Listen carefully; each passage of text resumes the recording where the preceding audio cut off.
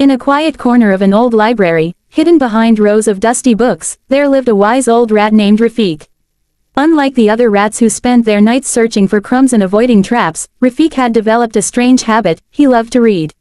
Over the years, he had chewed through the corners of hundreds of books, not to destroy them, but to learn from them. He knew stories of kings and scientists, secrets of the stars, and even a little bit about human behavior. One evening, as the golden light of sunset slipped through the cracked window, a group of young mice gathered near Rafik's tiny wooden desk. They were students from the nearby alley, curious, energetic, and a little impatient.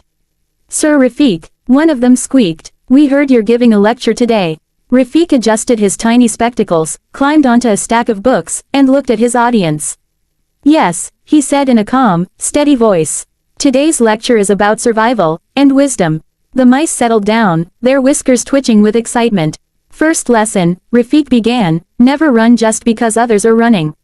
The students looked confused. "What does that mean?" asked a young mouse named Mimi. Rafik smiled. "Once, I saw a group of rats run into a kitchen because one of them thought there was cheese. They all rushed in without thinking, and ended up in a trap. Only one rat survived, the one who stopped to think." The mice exchanged nervous glances. "So," Rafik continued, "always think before you act. Fear and excitement can both make you foolish." He paused, letting the lesson sink in. "Second lesson," he said, raising one tiny paw, "learn something every day." A chubby little mouse named Bunty groaned. "But learning is boring." Rafik chuckled. "Is it? Let me tell you something. Humans, the creatures we fear, have built cities, machines, and systems not because they are stronger than us, but because they never stop learning." He pointed toward a torn page of a book behind him. "Everything I know came from those pages. Knowledge is power. It helps you avoid danger, find food, and make better decisions." Mimi nodded thoughtfully. "Third lesson," Rafik said, his voice turning serious, "control your greed." At this, the mice leaned in closer.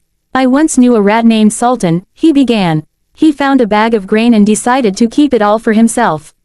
He ate and ate, ignoring the warnings of others. One day, he grew so large and slow that he couldn't escape when a cat arrived.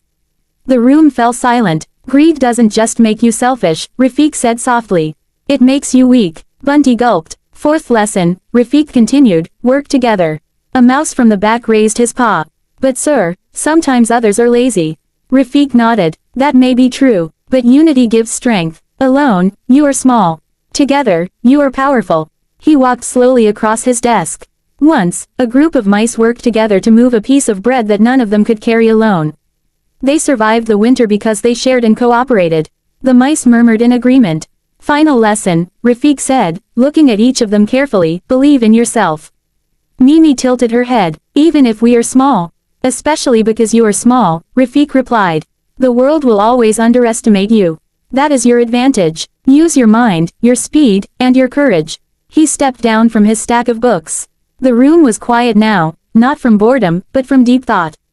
After a moment, Bunty spoke up. "Sir, have you ever been afraid?" Rafik smiled gently. "Every day." The mice looked surprised. "But fear is not your enemy," he continued. "It is a signal. It tells you to be careful, to think, to prepare. Courage is not the absence of fear, it is the decision to act wisely despite it." Mimi's eyes sparkled. "I think I understand now." Rafik nodded. "Good. Remember, life is not just about surviving, it is about living wisely." As the lecture ended, the young mice slowly stood up. They were no longer just curious students, they were thinkers. "Thank you, Sir Rafik," they said together. Rafik watched them leave, their tiny footsteps echoing softly across the wooden floor. He felt a quiet satisfaction. Perhaps, he thought, knowledge was the greatest treasure of all, not the kind you store, but the kind you share. As night fell and the library grew silent again, Rafik returned to his books. There was always more to learn, and perhaps, tomorrow, more lessons to teach.